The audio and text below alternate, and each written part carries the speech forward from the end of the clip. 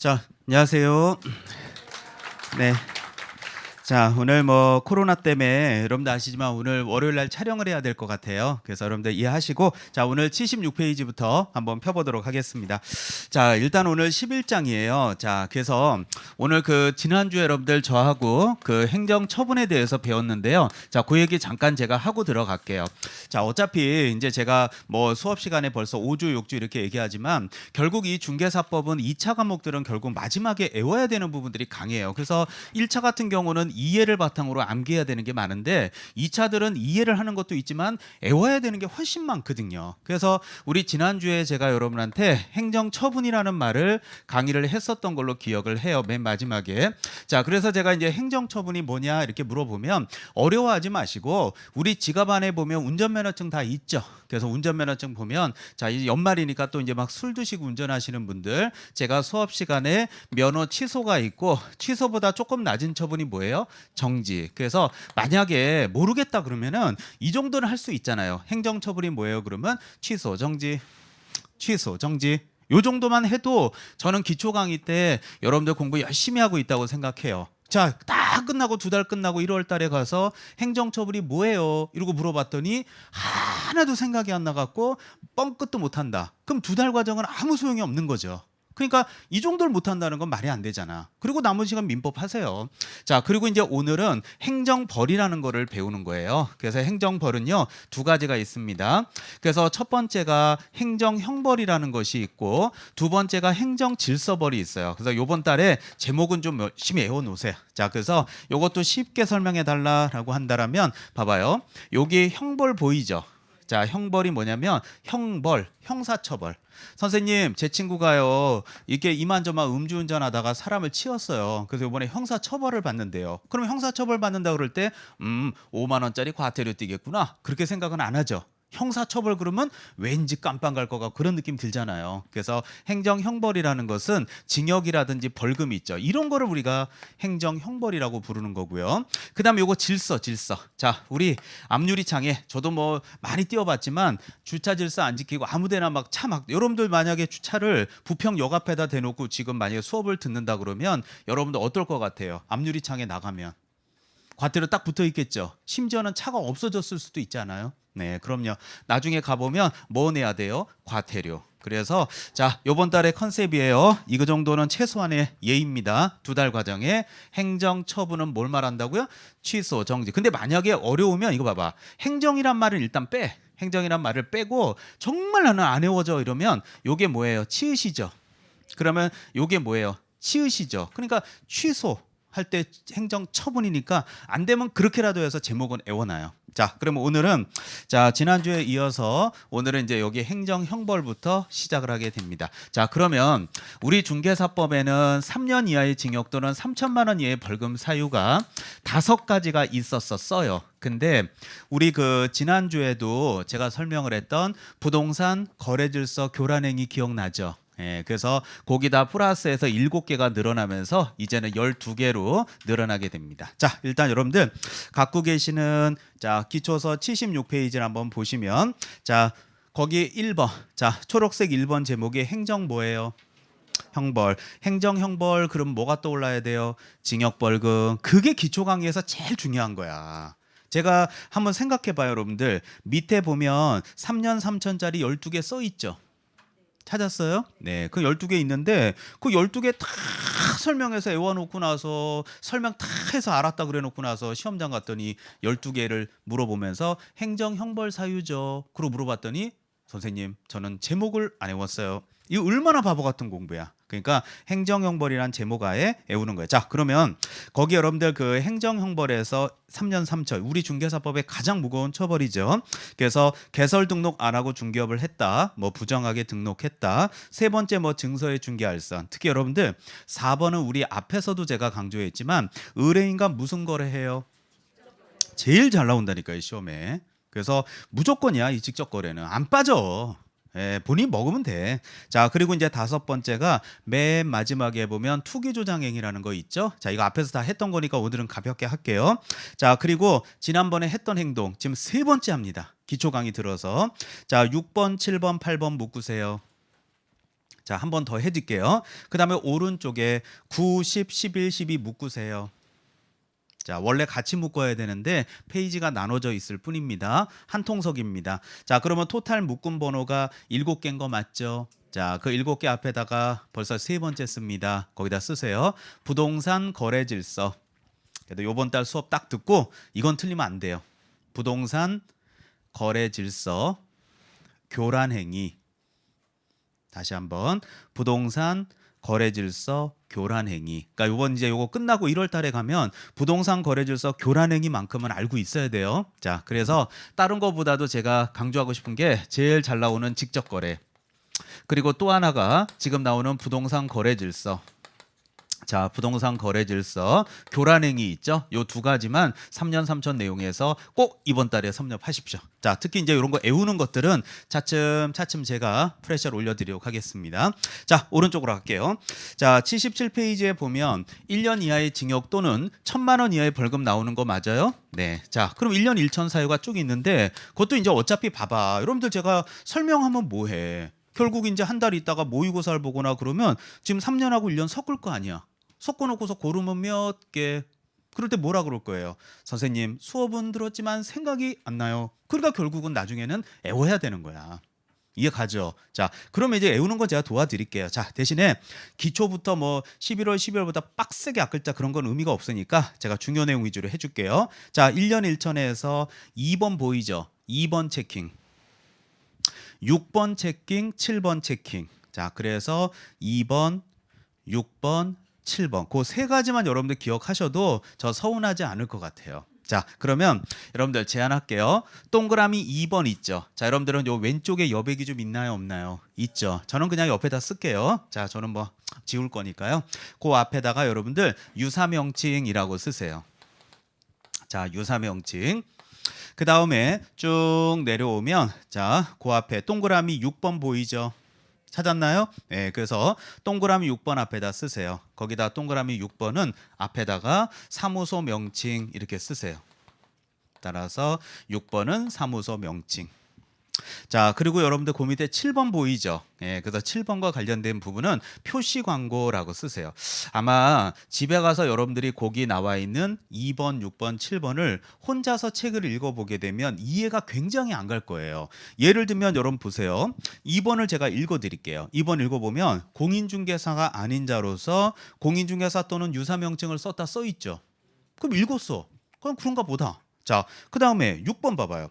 개공이가 아닌 자로서 공인중개사무소 또는 부동산중개 유사명칭을 썼다. 뭐 그런가 보다. 7번 읽어드릴게요.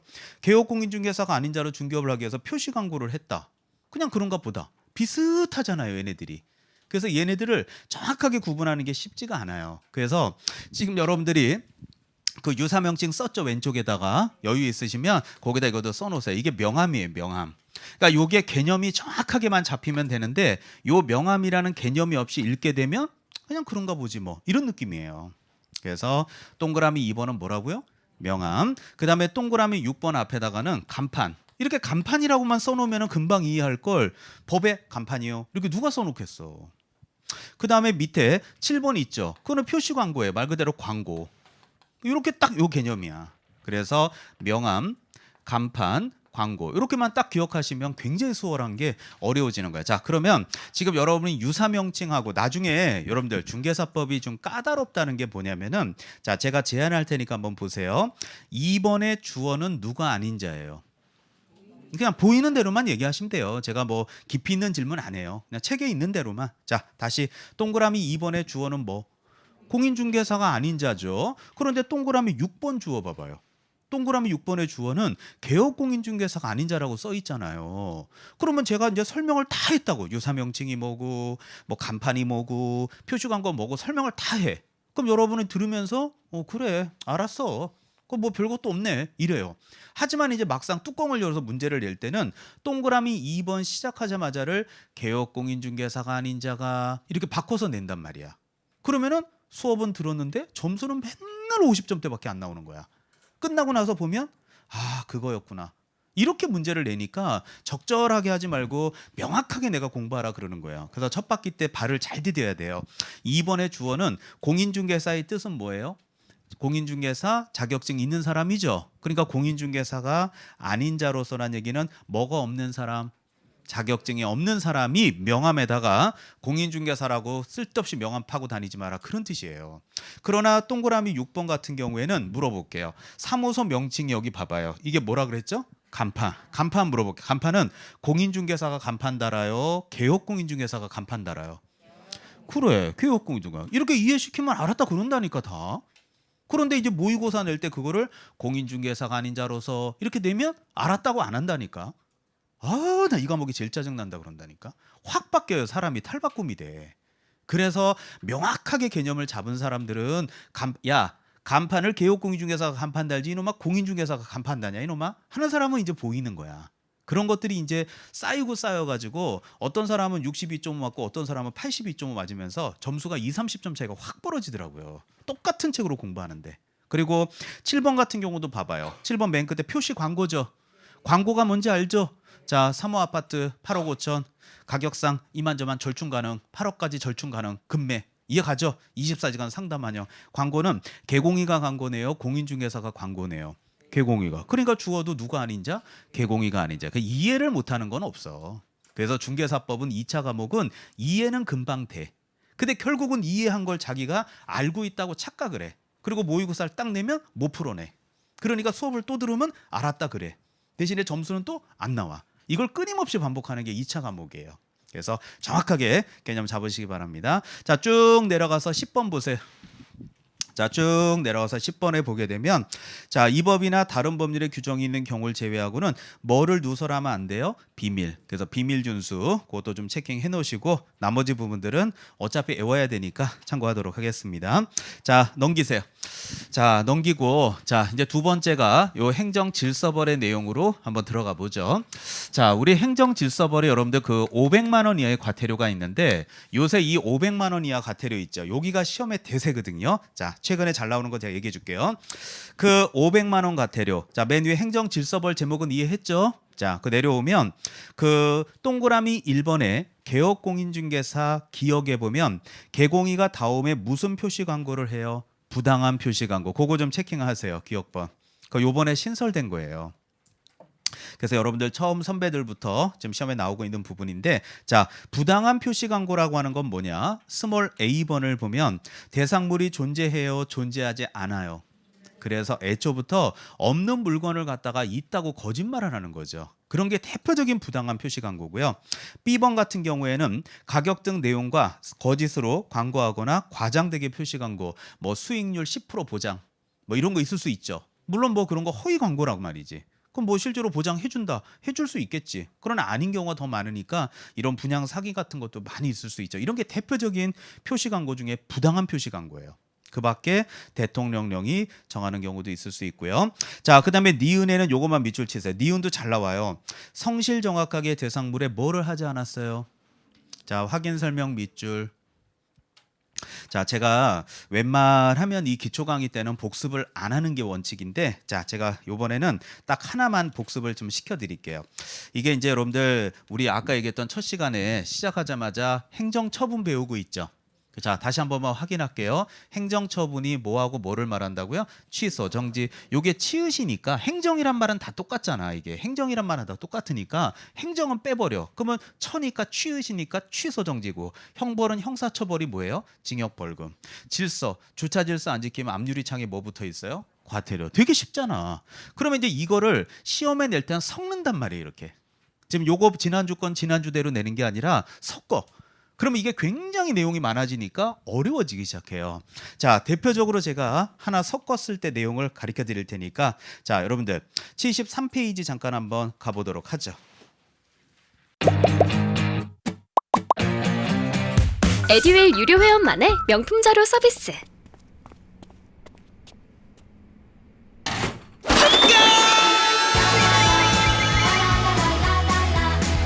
고퀄리티 명품 자료의 혜택.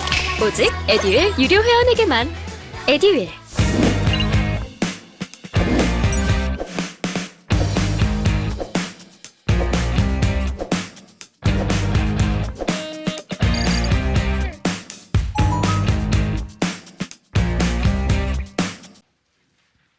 자, 73페이지 갔나요? 자, 거기 보면 업무정지 있나 한번 찾아보세요. 찾았죠? 자, 그래서 그 업무정지 내용들에서 쭉 한번 내려와 보게 되면 여러분들 동그라미 6번 같은 거 한번 보실래요? 동그라미 6번 같은 경우 보면 6번의 개공이가 작성된 확인 설명서에 뭐를 안 했다고 돼 있어요? 그래요. 5번 같은 것도 한번 보세요. 제가 하라는 대로 해주실래요? 5번, 6번 다. 개공이가 중개가 완성되어 계약서를 작성한 때 대상물의 확인 설명이래요. 확인 설명서래요. 서자 동그라미 한번 쳐. 이런 거를 이제 우리가 앞으로 할 거야. 서자 동그라미 쳤죠? 확인 설명이에요? 확인 설명서예요? 그래요. 그냥 보이는 대로 얘기하시면 돼요. 서자 보이죠? 두 번째. 6번도 보세요. 개공이가 작성된 대상물의 확인 설명서 서자 동그라미. 그러니까 5번하고 6번을 딱 보니까 확인 설명이라고 되어 있지 않고 확인 설명서라고 되어 있잖아요. 그래서 확인 설명서를 작성 교부 보존 안 했다. 확인 설명서에 서명 및 날인을 안 했다. 이렇게 되어 있잖아. 확인하고 갑시다. 서자 나오면 제재는 뭐예요? 업무정지. 그래서 이제 제가 여러분들 이제 3월 5일부터 암기시킬 때는 서 업무정지, 서 업무정지, 서 이거를 6개월을 반복해 줘요. 그래서 시험장 가면 그게 보이기 시작을 해. 근데 중요한 건 뒤로 와봐 봐요. 자, 뒤로 와봐. 이제 이런 걸 여러분이 앞으로 이제 애워야 돼. 자, 그러니까 중개사법 이해 잘 돼. 난 6과목 중에 월요일이 제일 쉬워 그러지 말고 쉬운 게 아니라 애우는 연습을 하는 거예요, 이제. 그래서 거기 니은에 봐봐요. 니은에 보면 성실 정확하게 확인 설명이래요. 확인 설명서래요. 서자 없지. 그럼 어떻게 나올지 보이지 않아요? 딱 감 오죠. 그러니까 시험에 낼 때는 지금은 확인 설명이라고 해놓고 나서 업무정지지요 이렇게 속이는 거지. 감 오잖아요. 그리고 앞에 확인 설명 서자 딱 넣어놓고 나서 500만 원과 대려죠 이렇게 속일 거 뻔하잖아. 그럴 때 이제 첫 바퀴 기초관계에서 야 확인 설명 업무정지는 행정처분 아니야. 야 500만 원과 대려는 질서벌 아니야. 행정처분과 행정질서를 구분해서 공부해야 될 거 아니야 하면서 이게 맥이 딱 잡힌 사람은 너무너무 중개사법이 재밌는 거야. 어렵지 않거든요. 서자 나오면 뭐라고요? 업무정지. 그러면서 이제 그거를 계속 반복하다 보면 점수가 그냥 쫙쫙쫙 올라가요. 그게. 그래서 그 전초전으로 기초 강의 때는 이 맥이 먼저 딱 잡혀야 이제 앞으로 우리가 애워도 뭔가 와서 탁탁 붙어요. 이게 내용들이. 알겠죠? 그런 연습들을 앞으로 많이 하게 돼요. 자, 그리고 이제 밑에 자 동그라미 2번. 자, 이제 78페이지로 다시 오세요. 거기 보면 정보통신 서비스 제공자 보여요? 자, 그거는 지난번에 우리 앞에서도 한번 한 적이 있는데 그냥 가볍게 다시 얘기하면 네이버 생각하라 그랬어요. 이거 한 3주 정도 전에 한 것 같아요. 그래서 네이버를 생각하면서 네이버에 작년에 허위 매물 같은 게 굉장히 많이 올라와요. 그래서 실무에서 가장 많은 분들이 광고할 때 이용하고 있는 게 네이버란 말이에요. 자, 뭐 특정 메이커 뭐 그거 오해하지 마시고. 그러니까 거기 보면 기업번에 국토교통부 장관이 표시 광고와 관련된 규정을 준수하는지 모니터링하기 위해서 필요한 때에는 정보통신 서비스 제공자. 자, 물어볼게요. 누구라고요? 그래, 그냥 하나 샘플을 드는 거예요. 꼭 네이버만 있는 건 아니에요. 다음도 있고 많아. 한두 개가 아니에요. 근데 네이버 가장 유명하잖아요. 그런 정보통신 서비스 제공자에게 자료 제출을 요구할 수 있죠. 야, 니네들 작년에 거기에 광고한 거 중에 이만저만 허위 물건으로 접수된 거 그 데이터 좀 다 갖고 와봐. 내가 이거 좀 확인 좀 해갖고 가만 안 놔빼두게. 그랬더니 네이버 측에서 아이 죄송한데요. 그거는 고객의 정보니까 저희들이 그거를 드릴 수는 없습니다. 그럴 수 있겠죠. 그리고 만약에 고객 정보를 다 줘버리게 되면 부동산 중개업자들이 아 네이버 이용하지 마. 야 우리 정보 글로 다 간대. 그럼 회사가 망할 수도 있잖아. 그러면 이제 못 준다 그럴 거라고요. 그래서 이제 그런 거를 대비해서 자 셋째 줄에 자료 제출을 요구받은 네이버 측에서는 정당한 사유가 없으면 이런 자료를 제출해줘야 돼 안 해줘야 돼요? 해줘야 된다라는 법조문을 만든 거예요 이게. 만약에 안 하게 되면 제재는 얼마? 500만 원 이하 과태료. 자, 그리고 이제 니은번도 국토교통부 장관이 정보통신 서비스 제공자에게 이런 표시 광고 확인, 추가 정보 게재 등 필요한 조치를 요구할 수 있다. 그럴 때 필요한 조치를 요구받았는데 거부할 수 있죠. 예, 그럴 때에도 500만 원 과태료다. 알아두시면 되겠습니다. 자, 그리고 밑에 이제 거래정보 사업자 옆에 오른쪽에 협회 그런 거 알아두시고요. 자, 하나만 딱 500에서 얘기하고 넘어갈게요. 자, 그래서 여러분들 그 500에서 자 동그라미 5번 한번 보세요. 자, 79페이지 가운데 개공이 소공이 나온 거 보이죠? 자, 그래서 실무 교육을 받은 후 2년마다 연수 교육을 받아야 된다는 규정을 위반했다라고 써 있는 거 보여요? 네, 자, 저 좀 잠깐 보시죠. 자, 제가 뭐 다른 거는 얘기 안 할게요. 자, 아까 확인 설명 얘기 하나 하고 그다음에 500에서는 이번 달에 부당한 표시 광고 있죠. 요 정도만 여러분들이 기억하시면 좋을 것 같아요. 그런데 자, 지난주에 우리가 교육 얘기했던 거 잠깐 복습 잠깐 하고 갈까요? 자, 저 좀 보시죠. 자, 그런 거야. 제가 지금 이제 교재를 딱 피면 지난주에 교육했던 게 여기 흔적이 있어요, 여러분. 기초서에. 자, 피지 마시고 저 보세요. 자, 그래서 우리 교육은 지난주에 제가 실무 교육이라는 걸 강의했고 그다음에 연수 교육이라는 거를 강의했고요. 그다음에 이제 직무 교육을 강의했는데 저 하나만 물어볼게요. 여러분들, 지난주에 수업 끝나고 혹시라도 민법 공부 열심히 하다가 중개사법도 좀 생각나서 복습해 본 적은 없어요? 아니면 있어요? 아니면 네가 하지 말라 그래서 아예 안 해요? 아니면 오늘 안 올래다 왔어요? 응? 아니, 사람마다 다 다를 거라고 생각해. 자, 좀 책 앞에 찾아서 찾지 말고 어떻게 민법 하다가 좀 생각이 나서 한 번이라도 본 적이 있어요? 전혀 아니에요. 아니면 사물함에 꽂고 다녀요.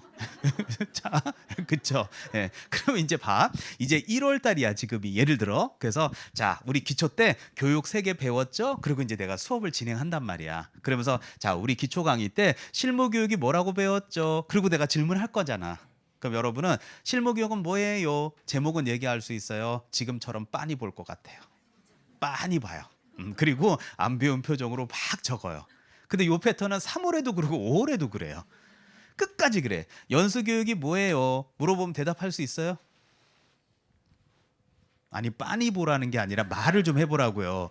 내가 맨날 얘기하잖아. 딱 부탁하는 거 딱 하나야. 제목만 외워달라 그러는 거야. 다음 주도 행정처분이 뭐예요? 그랬더니 징역? 과태료? 이러고 있으면 꽝이잖아. 그 제목이야. 그다음에 직무교육이 뭐예요? 이것만 난 물어보고 싶은 거야. 자, 그러면 다시 얘기해 줄게요. 실무교육은 뭐냐면 자격증을 따서 이 동네에 처음 발을 디딜 때, 사장님으로 발을 디디면 개설 등록, 소공의로 발을 디딜 때도 할 수 있죠. 고용돼서. 그다음에 여기는 봐봐요. 직무교육은 공인중개사 자격증이 없으면서 발을 디디는 거야. 그래서 지난주에도 한번 팁을 줬지만 요게 뭐예요? COC죠. 그래서 얘는 소속 공인중개사 받는다. 이런 얘기 한 적이 있어요. 그리고 얘는 뭐예요? 그래서 중개보조. 그러니까 여러분 봐봐. 학원을 아무리 오래 다녀도 제가 여기서 물어보는데 대답이 안 나오잖아? 그럼 지난주 학원은 안 다닌 거야. 그러니까 초반이니까 지금은 넘어가는데 나중에 5월달 가서 점수가 안 나온다라고 얘기하기 전에 본인이 임선정이 물어보는 거에 대해서 얼마나 대답을 하나 한번 생각을 해봐. 그게 결국은 합격과 불합격이야. 자, 그리고 연수교육을 이해시키기 위해서 제가 지난주에 이런 얘기 한 적이 있었어요. 내비게이션 얘기를 해둔 적이 있었어요. 그래서 여러분들 내비게이션 업그레이드 시켜야 돼, 안 시켜야 돼요? 시켜야죠. 그러면 이 셋 중에서 봐봐. 이 셋 중에서 지금 현재 잘 생각해봐. 이제 제목이 뭔지 이해됐으면 셋 중에서 현재 사무실을 운영하고 있는 사람이 받는 교육이 뭘까? 자, 이거는 소공의가 받는 교육이 아니라 소공의가 되고자 할 때, 자격증을 따서 발을 디디고자 할 때 받는 경우지. 이해 가죠? 그다음에 직무교육도 물론 하지만 얘는 사무실을 운영하는 건 아니잖아.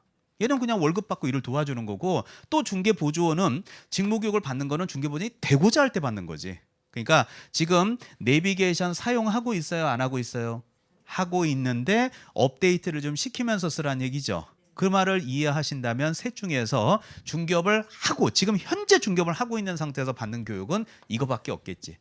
그래서 하고 있는 사람한테 과태료를 때리니까 500만 원 이하의 과태료라는 교육은 자, 무슨 교육만 과태료 대상이 되는 거예요? 연수교육. 그래서 봐봐봐. 내가 이런 걸 하는 거야. 그래서 나는 이 기초 수업이 되게 중요하다는 게 뭐냐면 다시 79페이지 가운데 보면 동그라미 5번에 개공의와 소공의 써 있죠.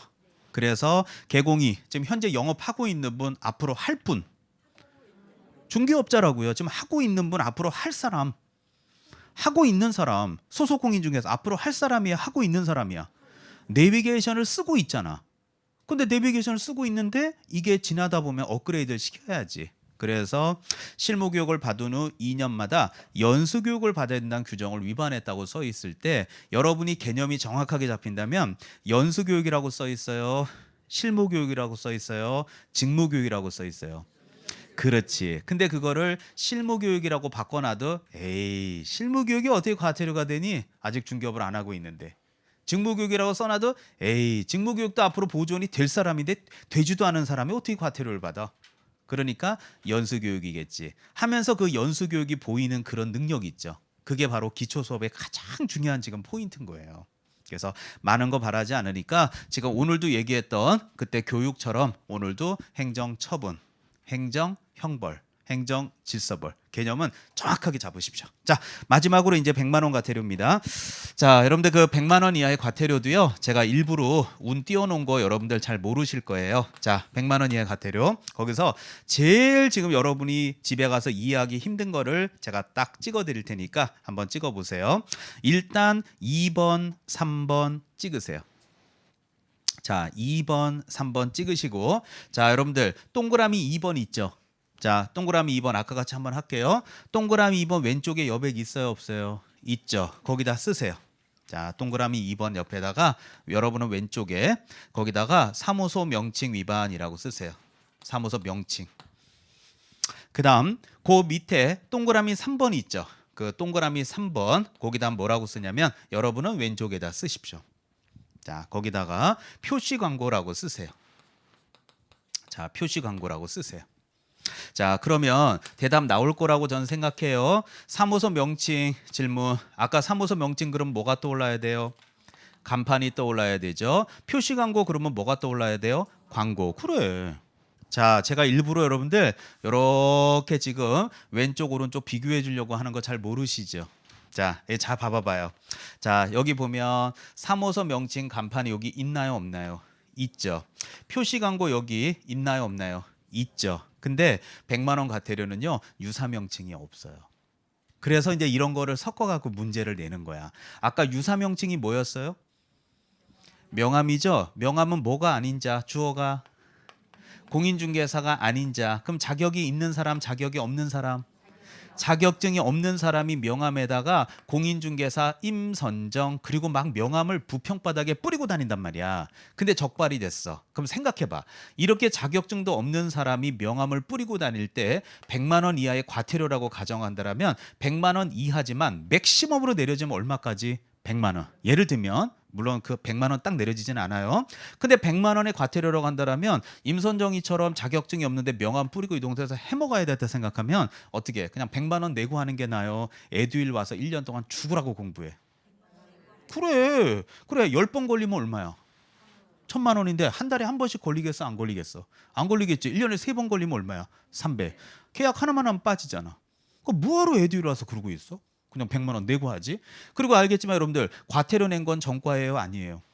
아니지. 그렇게 따지면 저는 주차 위반 과태료 엄청 많이 띄워봤거든요. 예, 그럼 저는 정과 한 100번 될 것 같은데.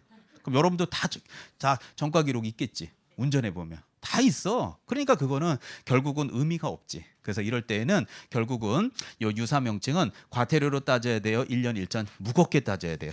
무겁게 이런 느낌이에요. 자, 그런데 아마 여러분이 혼자 공부해도 질문이 올 것 같아서 제가 그냥 초반에 말씀을 먼저 드릴게요. 동그라미 2번을 읽어보면 사무소 명칭에 공인중개사 사무소 또는 부동산 중개란 문자를 사용해야 돼요? 사용하지 아니한 자야? 사용하지 않았다는 뜻을 잘 생각해봐요. 사용을 해야 되는 사람이 안 했다는 뜻이에요? 안 해야 되는 사람이 했다는 뜻이에요? 해야 되는 사람이 안 했다는 거죠. 그러니까 요 동네 있잖아요. 집에 가서 찬찬히 읽어보면 요 동네의 두 가지 내용은 개업공인중개사가 위반을 한 거예요. 그런데 오른쪽 동네 요거 있죠. 요거는 개업공인중개사가 아닌 자가 위반한 거거든. 그래서 주어에 따라서 징역벌금과 과태료로 나눠지게 되는 거예요. 예를 들면 여러분들 그 밑에 3번도 한번 보세요. 자, 바로 밑에 3번. 주어 딱 보자마자 주어가 누구예요? 그렇죠. 그래서 개업공인중개사가 표시 광고를 할 때 사무소 또 개업공인중개사 관한 사항을 명시를 해야 돼요. 사무소라든지 특히 등록번호 같은 거 명시해야 되거든요. 그런 걸 빼먹었다 이거예요. 또 절대로 이번 시험에도 나왔지만 중개보존에 관한 사항은 명시하면 돼요, 안 돼요? 안 되죠. 이런 규정을 위반한 거니까 주어가 무엇이냐에 따라 달라져요. 비슷하죠. 근데 이런 거를 이제 시험 볼 때 다 섞어. 다 섞어 놓고 나서 골라라 이렇게 낼 때 순간적으로 탁탁 찾아내는 게 합격과 불합격의 차이예요. 그러니까 이게 기억력이 안 좋을수록 더 많이 봐야 돼요. 이제 앞으로 저하고 그 연습을 많이 하도록 하겠습니다. 자, 넘기시죠. 자, 오늘 요 11장은 요 정도 선에서 제가 마무리를 질게요. 저는 정보가 곧 합격이라고 생각해요. 기출문제 특강이나 모의고사 자료집을 주시는 것도 좋았고 그 중에서 제일 좋았던 건 교수님의 쪽집게 정보였어요. 약간 합격을 위한 종합 패키지 선물을 받는 그런 느낌? 애들 유료 회원 꼭 추천합니다. 자, 이제 한 장 넘기면 자, 12장 제목이 부동산 거래 신고 등에 관한 법률이 있죠. 자, 여기에서 보통 문제가 한 6문제 정도 평균 출제합니다. 자, 한 챕터에 6개. 자, 우리 그 지난주에 제가 말씀드렸는지 모르는데 아까 행정처분이 뭐하고 뭐라 그랬죠? 취소, 정지. 그 파트에서 올해 31회 시험 문제 제가 그 요즘에 그 기본서하고 기출문제집 작업 중인데요. 요번에 기출문제집 만들면서 다시 한번 카운팅해 보니까 취소, 정지 그 파트에서 행정처분에서 올해 10문제 나왔더라고요. 어마어마하죠. 그리고 12장의 거래신고 법률 5문제 나왔습니다. 그러니까 10장하고 12장만 15문제야. 근데 여기는 전부 다 외우는 내용이야. 그러니까 외우는 게 많으니까 암기력이 부족하면 점수가 잘 나올 수가 없어요. 이제 앞으로 제가 많이 도와드릴게요. 자, 오늘 12장 내용들 한번 시작해 보도록 하겠습니다. 자, 오늘 그 12장과 관련된 부분이 자, 부동산 자, 거래 신고 등에 관한 법률이다 이렇게 볼 수 있는데 자, 여러분들 시험에는 아마 이 파트는 올해보다 더 중요할 거라고 생각을 합니다. 자, 일단 저에게 시간을 잠깐 줘보세요. 자, 지금 아직 시행 안 됐지만 오늘 말씀 다 드릴게요. 자, 첫 번째가 이 부동산 거래 신고 제도라고 하는 부분이 있는데 요거부터 오늘 진도를 나갈 거고요. 자, 잠깐 들어보세요. 자, 그리고 작년에는 제가 여기다가 2번, 3번이라고 썼었는데 그게 3번, 4번으로 번호가 밀려요. 자, 그냥 편하게 들으세요. 자, 외국인 등의 국내 부동산을 취득할 때 이제 신고 허가 요렇게 제가 번호를 2번이라고 적었는데 올해 지금 32회부터는 3번으로 적고 있어요. 그리고 여기 네 번째가 바로 토지거래 허가입니다. 그래서 이 토지거래 허가 구역이 3번으로 적었는데 올해 지금 제가 4번으로 적고 있어요. 자, 그 이유를 말씀을 드리면 여기 2번이 뭐가 하나 신설됐다는 얘기죠. 자, 여러분들 한번 들어보세요. 우리 그 9시 뉴스나 여러분들 보게 되면 임대 3법이다 이런 거 많이 들어보셨죠? 네, 그게 이제 현 정부의 가장 중요한 내용인데 임대 3법의 내용이 첫 번째가 바로 뭐냐면 임차인이 계약 갱신 요구할 수 있어요. 그래서 계약 갱신 요구를 할 수 있는데 원래 2년을 살죠. 거기다가 2년을 더 플러스해서 이제는 4년까지 전세 살 수 있어요. 제가 여러분 집에 전세 사는데 여러분이 저한테 전화 왔어요. 세입자님, 네, 저 2월 달에 만기되니까 나가주세요. 라고 얘기하면 저요 계약갱신 요구권 행사하겠습니다 라고 하게 되면 앞으로 2년 더 살 수 있어요. 그러자 여러분이 저기요 지금 전세 2억 사시잖아요. 요새 전세가 1억이 올랐어요. 여기 3억이에요 라고 했을 때 임대 3법의 두 번째는 2년을 더 살 때 5%까지 못 올려요. 증액 제한. 이게 임대 2법이에요. 그리고 또 하나 내용이 있을 수 있는데 그 세 번째가 바로 뭐냐면 요거예요. 그게 바로 전월세 신고제. 그래서 여러분들 이제 여러분들도 여기 이제 앞으로 혹시라도 집을 갖고 계시거나 반전세나 월세 받고 있는 게 있다면 이제 전월세 받고 있는 거에 아니에요. 맞죠? 그럼 뭐 하라고요? 신고를 해야 돼. 그러면 신고하면 보증금 5천에 월세 100을 받고 있다 그러면 100 받은 거 신고한다는 뜻은 무슨 뜻이에요? 내 소득이 노출이 돼요, 안 돼요? 되지. 그럼 세금 내라는 거야, 안 내라는 거야? 세금 내라는 거야. 근데 중요한 건 전월세 신고제 이건 내년 6월 1일부터 시행이에요. 그래서 이 부동산 거래 신고 있죠? 그래서 여기서 우리가 전월세 신고제 요게 이제 이렇게 되는 건데 요 이제 우리가 보통 말할 때는 전월세 신고제라고 표현하지만 이제 여기서는 이제 임대차 등의 신고 이렇게 내용으로 요번에 요게 신설되는 겁니다. 자, 오해하실 것 같으니까 정확하게 얘기해 줄게요. 언제부터 시행이라고요? 6월 1일부터 시행이에요. 엄밀히 말하면 지금 제가 11월, 12월에 강의할 땐 얘기 안 해도 되지. 그러나 우리가 시험을 6월 1일 이후에 보니까 당연히 알아야 되겠죠. 그러니까 당연히 내년 시험에 나올까요, 안 나올까요? 나오겠죠. 그러니까 올해 1, 3, 4만 갖고도 5문제, 6문제 출제하는데 여기까지 늘어났으니까 내년에도 많이 나오면 많이 나오지 적게 나올 건 아니겠죠. 그래서 이 파트가 아까 얘기했던 10장, 12장이 우리 중개사법의 하이라이트야. 아주 문제가 쏟아져요 여기서. 자, 그러면 부동산 거래 신고 제도가 뭔지부터 하나하나씩 이제 그림 그려서 설명을 하겠습니다. 자, 일단 여러분들 갖고 계시는 기초서 80페이지 보여요? 자, 그걸 한번 제가 읽어보고 왜 수업을 듣는지 자, 이해를 할 수 있도록 차근차근 시작하겠습니다. 자, 일단은 초록색 1번 신고 의무자와 신고 대상 써 있습니다. 잘 보십시오. 거래 당사자가 직접 거래한 경우 거래 당사자는 다음에 해당하는 계약을 체결한 경우 그렇죠? 그 다음에 해당하는 계약이라 할 때 그게 밑에 보면 매매 계약이라고 있을 거예요. 죄송한데 쭉 내려가 볼까요? 갔다 올게요. 자, 정가운데 형광펜 칠해져 있는 거 확인하셨어요? 정가운데 형광펜 거기에 기업번이 부동산의 무슨 계약? 매매 계약. 그다음에 니은번이 뭐 택지개발 촉진법 이만저만. 디귿번이 다음에 해당하는 지위의 매매 계약이니까 간단하게 매매 계약이라고 올라갑시다. 자, 다시 올라가세요. 따라서 거래 당사자가 직접 거래했을 때 다음에 해당하는 계약. 다음에 해당하는 계약이 뭐라고요? 매매 계약을 체결한 경우에는 대통령령이 정하는 사항을 며칠 이내 그냥 보고 얘기해 주세요. 며칠 이내? 30일 이내 그 권리의 대상인 가로는 빼고 읽을게요. 부동산 등의 가로 뺄게요. 소재지를 관할하는 시장, 군수, 구청장 가로 안에 이하 무슨 관청? 신고관청에게 공동으로 신고하여야 한다라고 써 있습니다. 자, 확인 작업 딱 두 가지 하고 갈게요. 첫 번째 30일이요, 60일이요. 30일. 두 번째 신고관청이라는 표현은 부동산 소재지 시군구청장이에요, 사무소 소재지 시군구청장이에요. 그냥 보고 얘기하시면 돼요. 어디 소재지? 부동산 등의 소재지를 관할하는 시장군수구청장 이하 신고관청에게 공동으로 신고하세요 라고 써 있는 거 보이시죠? 자, 나머지는 여러분 읽어보시고 자, 어때요? 막 와닿지 않죠? 그래서 제가 필요한 거 아니겠습니까? 자, 저를 보시죠.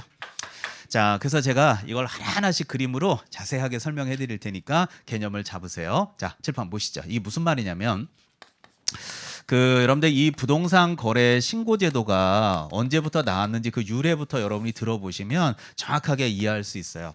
이 제도가 처음에 만들어진 게 2005년도예요. 그래갖고 2006년도 1월 1일부터 시행한다. 그래서 요때부터 이제 강의를 한 거니까 요때가 2006년도면 공인중개사 17회 때예요. 그래서 16회 때 만들어서 17회 때 시행이 됐고 요번 31회 시험까지 출제를 했던 겁니다. 자, 그러면 도대체 이제 이게 뭐냐 그럴 수 있는데 요때 정부가 노무현 정부 때예요.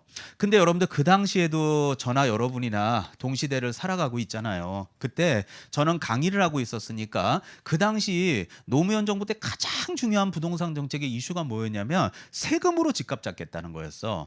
그때 여러분 한번 뭐 여유 생각나면 한번 보세요. 그때 1가구 2주택 있죠. 자, 그때 저는 강의하고 있었으니까 너무 잘 알죠. 1가구 2주택자는 양도소득세가 50%야. 그리고 1가구 3주택 있죠. 그 당시 지금도 뭐 세법은 제가 제 과목이 아니라 매일 바뀌니까 다 외우지는 못해요. 그렇지만 그 당시 주요 골자가 이거야. 자, 그럼 예를 들어 볼까요? 2주택으로 한번 예를 들어 볼까요?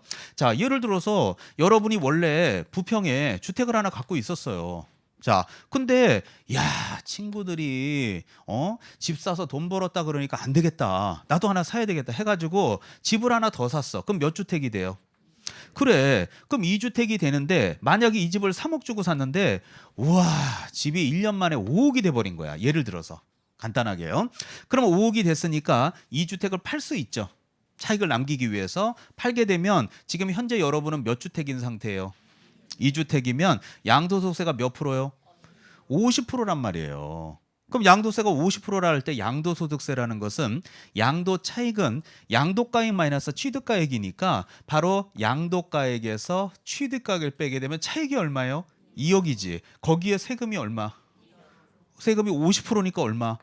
그럼 1억이야. 그럼 여러분들도 다 제 앞에서야 지금 수험생이지만 학원 벗어나면 다 사회인이고 다 머리 많이 굴려. 그럼 1억 세금 내라 그러면 이것들은 뭐 이렇게 많이 받아먹어 하는 순간 미쳤냐, 내가 5억에 계약 써서 팔아 그러게 해서 5억에 안 쓰고 4억 7천에 집 팔았다고 신고하는 거야. 그러면 국가에서는 이런 거를 우리 실무에서는 다운계약서 있죠. 다운계약서 쓴다는 거 알까요, 뭘까요? 알겠지. 이런 거 파악하겠죠. 그래서 이제 노무현 정부 때 안 되겠다. 아니 이거 세금으로 집값 잡겠다고 하는데 다운계약서를 써야 안 되겠다. 야, 법 만들어 해가지고 요때 만들어진 거야. 갖고 2006년도 1월 1일부터 앞으로는 부동산이 거래가 되면 와서 신고하세요. 이게 만든 거야. 그러다 이제 문재인 정부 때는 내년부터 이 거래가 잘 생각해 보세요. 거래가 지금 봐봐요. 무슨 세금 때문에 만들었다고요? 양도소득세. 그러면 이게 지금 3억인데 5억에 팔았다는 것은 매매를 한 거 맞죠? 매매 계약일 때 양도소득세라고 하는 것이 생기는 거 맞잖아요. 그래서 바로 매매 계약이라는 거기 때문에 이때 거래는 매매 계약이라는 것만 가지고서 노무현 정부 때 만들어진 거예요. 근데 이제 그분하고 자 지금 현재 대통령하고의 관계를 생각해 보면 갈아엎을 관계가 아니잖아요. 두 분과의 관계를 잘 생각해 보면 그래서 문재인 정부 때는 내년부터 임대차도 신고해 하나 더 이제 더 플러스 시키는 거지. 그래서 이제 늘어나는 거예요. 자, 그러면 도대체 이제 부동산 거래 신고를 그림으로 한번 그려보자. 자, 그러면 여러분이 요번에 산 요 아파트를 계양구에 있다라고 제가 가정하고 수업을 한번 진행을 해볼게요. 자, 예를 들어서 자 그림으로 보여줄게요. 자, A가 자 요 아파트를 계양구의 아파트를 갖고 있어. 그런데 요 아파트를 자 여러분 A라고 하지 말까요? 자 여기를 그냥 A라고 할까요? A라 하고 여러분을 그냥 B라고 하자 그러면. 자 여러분이 B로 샀잖아요. B로서 계양구 아파트 샀어요 안 샀어요? 샀죠. 얼마에 샀어요? 3억에. 근데 얼마까지 뛴 거예요? 5억에. 근데 이걸 살 수 있도록 가운데서 개공이가 다리 역할을 해줬는데 이 개공이는 어디서 영업하고 있는 개공이냐면 자 부평에서 영업하고 있을 수 있잖아요. 자 그러면 이제 이게 구분이 돼야 돼요. 자 첫 바퀴 때 구분을 잘 해놓으십시오. 자 개공이가 되려면 자 구청에 가서 개설 등록을 해야 될까요? 개설 등록 안 해도 될까요? 해야 되죠. 개설 등록 부평구청 가서 했겠죠? 그래서 여기는 부평구청은 등록을 하러 간 곳이라 그래서 이거를 등록관청이라고 불러요. 그런데 자 여기 보면 A는 자 요 갖고 있는 아파트는 어디요? 계양구에 있죠. 그래서 요 계양구청이 있죠. 그래서 요 계양구청을 우리는 신고관청이라고 불러요. 왜 그러면 계양구청과 부평구청을 우리가 구별을 해야 되냐면 자 확실하게 첫 바퀴 때 해줄게요. 지금 부평구라고 하는 등록관청은 잠시 전까지 배웠던 우리 법 무슨 법이에요? 11장까지 배웠던 법 공인중개사법이라는 법에서는 등록관청이라는 표현을 쓰게 돼요. 자 지금 배우는 법은 뭐예요? 법명 한번 얘기해 줘봐요. 부동산 거래신고 등에 관한 법률이죠. 그래서 부동산 거래신고 등 따라서 부동산 거래신고 등에 관한 법률에 따르면 이 법에는 무슨 관청? 신고관청. 그래서 등록관청과 신고관청은 달라. 그러니까 많은 거 바라지 않잖아요. 첫 바퀴 때는 이 제목들만 잘 좀 기억해놔요. 그러면 선생님 구분해 봐봐요. 왜 개공이 사무실이 부평에 있는데 왜 계양구청 가서 신고를 해야 됩니까? 그거 당연한 거야. 왜 그러냐면 잘 생각해봐요. 이 아파트를 지금 얼마에 팔아요? 5억이든 4억 7천이든 팔 거 아니에요. 팔면 이 아파트의 가격과 시세는 계양구청 공무원이 자기 지역의 아파트 시세 파악하고 있어야 돼요. 옆 동네 공무원이 옆 동네 아파트 시세 파악하고 있어야 돼요. 자기 지역의 공무원이 자기 지역 아파트 파악하고 있어야지. 그렇다면 이 계양구에 있는 땡땡 아파트가 5억이냐 4억 7천이냐가 제일 궁금한 사람은 계양구청 공무원이지. 그래서 여기 가서 신고해야 돼. 만약에 부평구청 가서 신고한다고 하면 부평구 공무원은 계양구 아파트가 꿰고 있어야 돼. 그럼 부평구청 공무원은 왜 계양구만 꿰? 여기 남동구부터 시작해갖고 저쪽 연수구에 있는 송도까지 아파트가 다 꿰고 있어야지. 그러면 연수구청 공무원들은 뭐 하는데? 아무것도 안 하는 게 되버리잖아. 그래서 그런 경우 때문에 이렇게 신고관청과 등록관청은 달라요. 자, 확실하게 하고 갑시다. 등록관청은 어디 기준? 사무소 기준. 그다음 신고관청은 어디 기준? 부동산 소재지 기준이니까 이 두 개 내용은 다르다 이 얘기야. 그래서 과거에는 이 노무현 정부 때는 이제 요거를 60일 이내에 신고하도록 이렇게 규정을 하고 있었는데 요게 이제 법이 바뀌었어요. 작년에. 그래서 여러분 선배들부터는 요게 30일 이내 신고로 이렇게 바뀐 겁니다. 그래서 요걸로 이제 처음 시험 본 세대가 바로 여러분의 직속 선배들 31회 때부터 이렇게 된 겁니다. 그래서 이제 이렇게 신고를 하는데 이렇게 다운계약 써서 신고하잖아요. 그럼 이제 거기에 따른 여러 가지 세금 추징 등을 하겠다라는 뜻입니다. 자, 그래서 일단 여기까지. 자, 꼭 하나 기억할 거. 부동산 여기 거래 신고의 거래는 무슨 계약? 매매. 그래서 다시 내려와 보세요. 그래서 정가운데 그 형광펜을 보면 부동산 거래 신고 대상은 기업번의 부동산의 무슨 계약이라고요? 매매. 그게 중요한 거야. 그러니까 교환 계약은 안 들어 있잖아. 이해 가죠? 또 전세 계약은 안 들어 있죠. 전세 이제 좀 이따 얘기할게요. 여기 2번 가서 얘기하자고요. 여기서는 없다고. 요거 이제 좀 이따 얘기하자고요. 번호 2번 가서. 그래서 거래 신고 제도 할 때 거래가 뭔지를 정확하게 알려면 그 히스토리를 좀 알 필요가 있는 거예요. 자, 그래서 이제 그 오른쪽 페이지 가 보실래요? 자, 81페이지. 자, 동그라미 2번에 보면 부동산 거래 신고사항 써 있죠. 자, 그러면 매도인은 양도소득세, 매수인은 취득세를 내야 되니까 이 사람의 여러 가지 인적 사항들 다 파악하고 있어야 되겠죠. 그래서 기업번에 거래 당사자의 인적 사항. 니은에 뭐라고 돼 있어요? 계약 체결일. 여기 보세요. 그거 안 외워도 돼. 다 봐. 아까 며칠 이내 신고. 그러면 어디부터 30일일 것 같아? 네 생각난 날부터 30일일 것 같아? 그럼 생각이 죽어도 안 날 텐데? 그러니까 계약 체결일이지. 계약서 쓴 날로부터 30일 이내 와서 신고하라고요. 계양구청에다가. 그 얘기예요.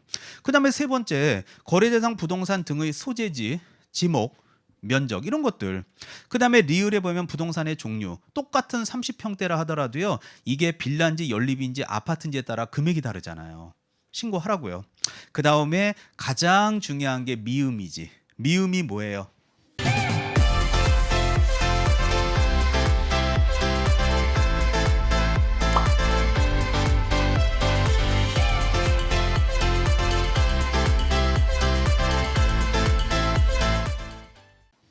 그래 실거래가. 그럼 실거래가 여기 지금 5억이라고 신고했어야 되잖아. 그런데 여러분들 경험 있잖아. 다운계약서 쓴 경험. 그러니까 이렇게 했을 때 국가에선 적발해야 되겠다 이거예요.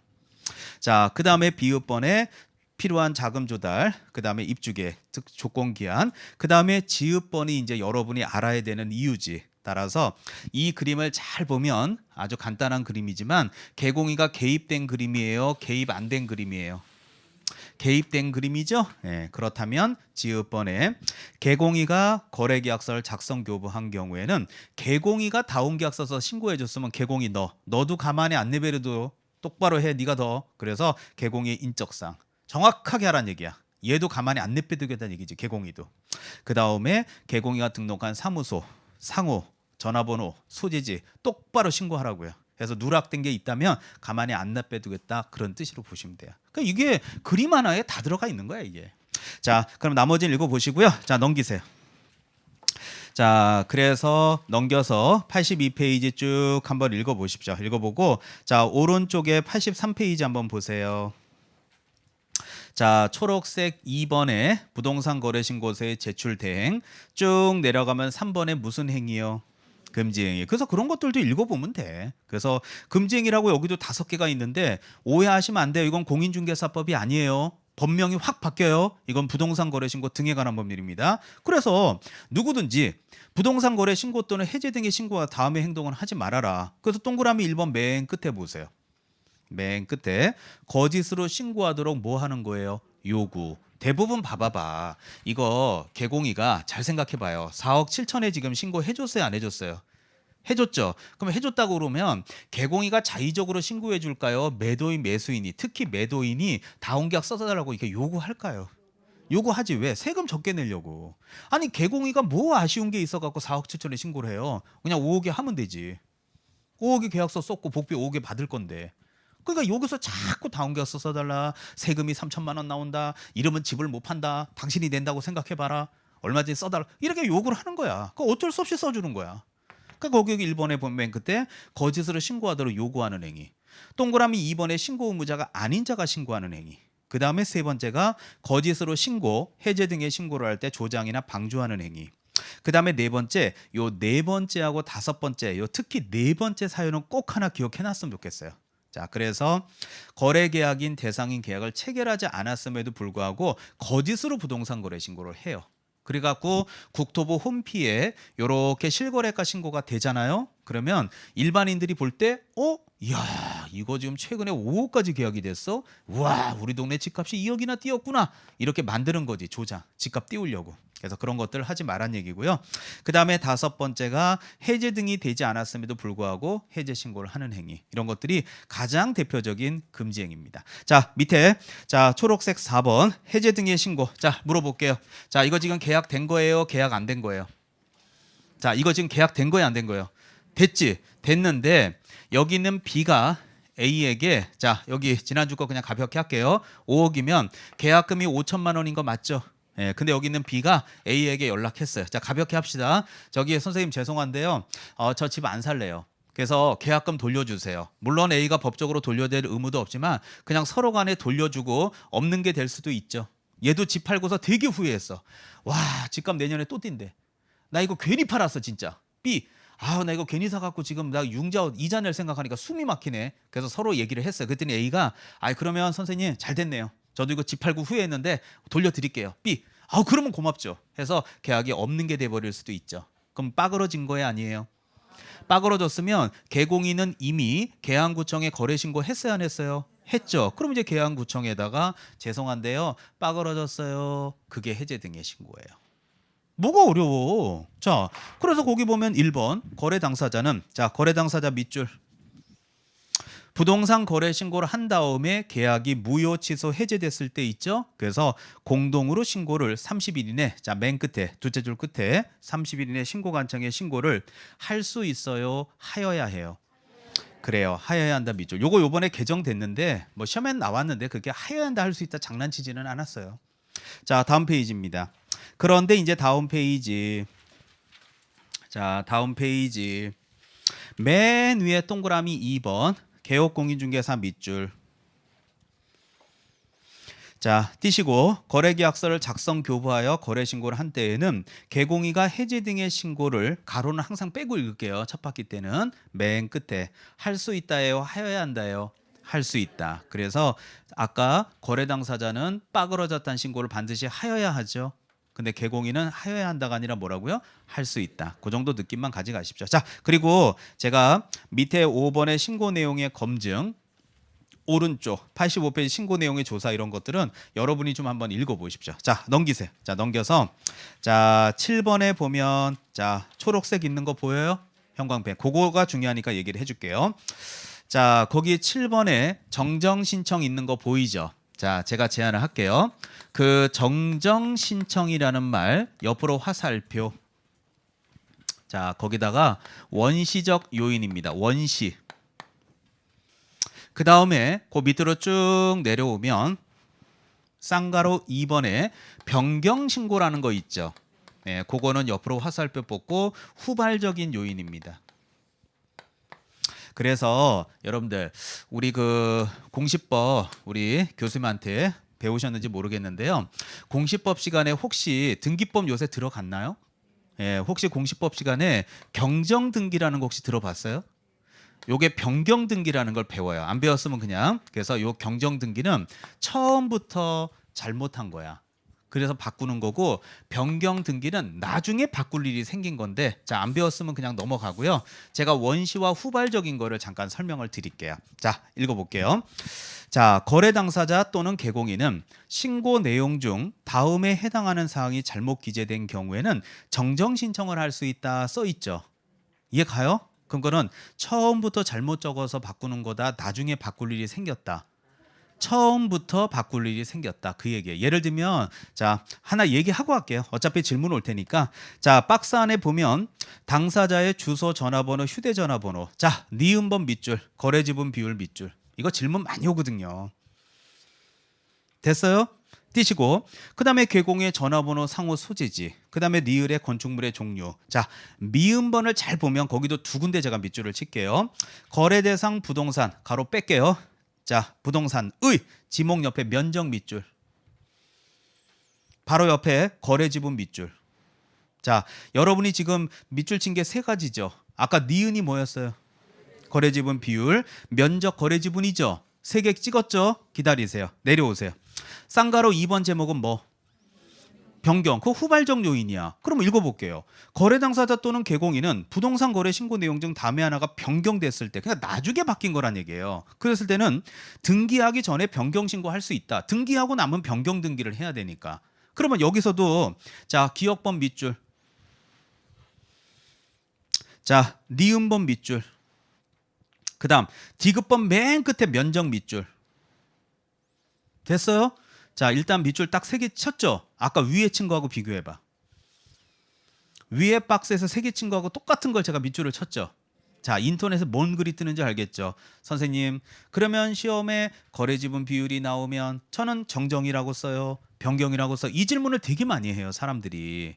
근데 그 질문은 원시적이냐 후발적이냐에 따라서 달라진다는 얘기예요. 자, 그러면 나머지들 뭐 조건기한, 자 87페이지 잠깐 갔다가 올게요.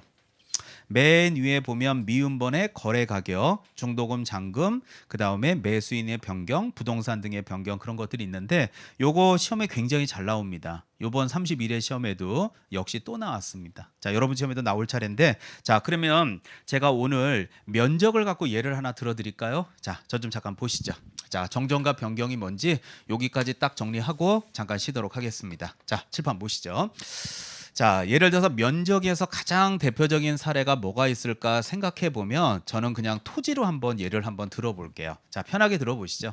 자, 예를 들어서 A하고 B하고 이렇게 토지, 자 매매 계약을, 자 가운데서 이제 개공이가 다리 역할을 해줬습니다. 그러면 매매 계약이 체결된 날로부터 며칠 이내, 30일 이내 신고해야 되는 거 맞죠? 자, 그런데 요 토지가 계양구에 있다고 치겠습니다. 자, 개공이는 부평구에서 영업을 하고 있는 개공입니다. 어디 가서 신고한다고요? 계양구청 가서 신고를 합니다. 그런데 이 토지에, 잘 들어요, 이 토지의 면적이 100제곱미터입니다. 100제곱미터. 그러면 당연히 잘 생각해봐요. 정정신청이라고 하는 거는 뭐냐면 원래 부동산 거래 신고는 100제곱미터로 해야 되는 게 맞죠. 근데 여기 있는 C가 계양구청에다 신고를 할 때 어쩌냐게 깜빡하고 이거를 잘못 눌렀어. 그래가지고 요거를 1000제곱미터, 요거를 3억이라고 신고를 한 거야. 참고적으로 1000제곱미터면은 평으로 300평이거든요. 이 부평 이 도로변에 300평짜리 땅이 3억짜리가 있을 것 같아요? 말도 안 돼. 말도 안 되지. 그러자 이제 이렇게 3억에 딱 신고를 하자 계양구청에서 개공에게, 선생님, 네, 아니 어제 거래 신고하셨네요? 네, 했습니다. 아니 그러면 이게 지금 1000제곱미터면 대충 따져서 한 300평 정도 되는데요. 아니 이 부평역 도로변에 300평짜리가 3억짜리가 있나요? 아니 저는 지금 잘못 들은 것 같은데요. 하자 여기 있는 C가, 아유 죄송해요. 아니 내가 잘못했네. 이게 1000제곱이 아니라요, 100제곱이에요. 100제곱이면 몇 평이에요? 30평에 3억이다 그러면 그나마도 또 넘어갈 수도 있잖아요. 그래서 이렇게 원래는 얼만데요? 100인데 얼마로 신고한 거야? 1000으로 신고했죠. 그럼 이건 처음부터 잘못 신고한 거야? 나중에 잘못 신고한 일이 생긴 거예요? 그게 원시적이라고. 그래서 이렇게 면적에 대해서 원시적일 때, 이렇게 원시적일 때, 아우 죄송해요 공무원님, 제가 어저께 잘못 눌렀는데 이거 1000 아니에요 100이에요, 죄송해요 내가 바꿀게요, 이게 정정이라니까. 그런데 변경신고라고 하는 거는 뭐냐면 예를 들어 이런 경우가 생겨요. 자, 지금 처음에 계약이 됐죠. 자, 얼마가 계약이 됐어요? 100이 된 거 맞죠? 그런데 요 뒤에 짜투리 땅이 있어. 여기 30제곱미터 짜투리 땅이 있는데 A가 요 짜투리 땅은 그냥 장사할까 싶어서 안 팔고 요 앞에 것만 팔았는데 A가 B한테 연락했어요. 자, 매수인님, 저기 어제 계약하셨잖아요.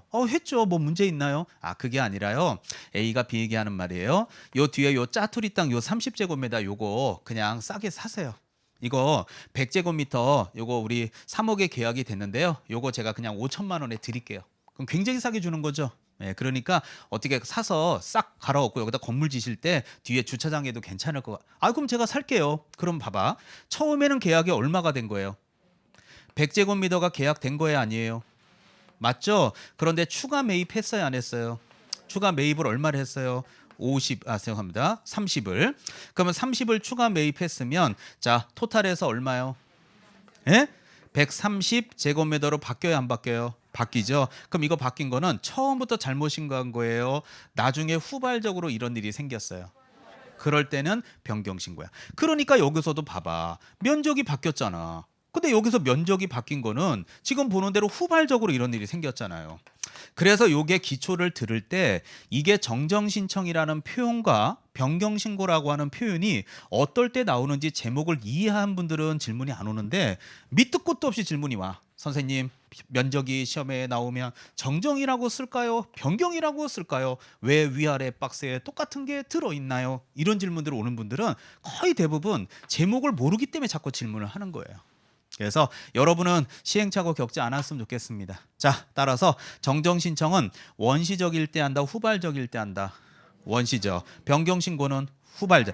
이걸 외워놓고 이제 생각을 해봐요. 위에 봐. 자, 이제 여러분이 이제 앞으로 제가 지금 1차에 양보하고 있지만 어떤 일을 해야 되는지 보이지 않아요? 정정신청, 기억, 니은, 디귿, 리을, 미음 몇 개예요? 박스 안에 몇 개예요? 5개. 우리 시험이 몇 지 선다? 5지 선다. 그러면 그놈 중에 자 오른쪽에 봐봐요. 변경신고의 미음이 뭔가 찾으세요. 변경신고의 미음. 거래 가격이 정정신청 박스에 있나 확인. 자 이거 하고 나갈게요. 없죠? 그럼 거래 가격을 정정신청 박스에다 껴놓고 오지선다로 만들어서 다음 중 정정신청사항이 아닌 걸 찾으면 몇 번 이러고 문제 나오는 거예요. 그럼 여러분은 낮에 도서실 가서 거거 개거거 거거거거 개거거거 중공거거 안 되겠죠. 그래서 수많이 이제 앞으로 5월 달부터 딱 피치 올릴 때 이제 스타트 시작해 갖고 외우기 시작하는 거야. 알겠죠? 양보하겠습니다. 1차에. 하지만 이제 그때 가서는 양보하지 않겠습니다. 딱 시험은 그거예요. 자, 그게 결정적인 거지. 개념 잡는 거는 요번 달로 충분할 거라고 생각합니다. 자, 요까지 하고요. 자, 여러분들 한 장 넘겨 봐요. 자, 88페이지 보면 주택 임대차 계약의 신고 보이죠? 예, 그래서 요게 임대차 신고입니다. 이게 전월세 신고제입니다. 6월 1일부터 시행인데 그 얘기는 잠시 후에 들어와서 설명드리겠습니다. 잠깐 쉬겠습니다.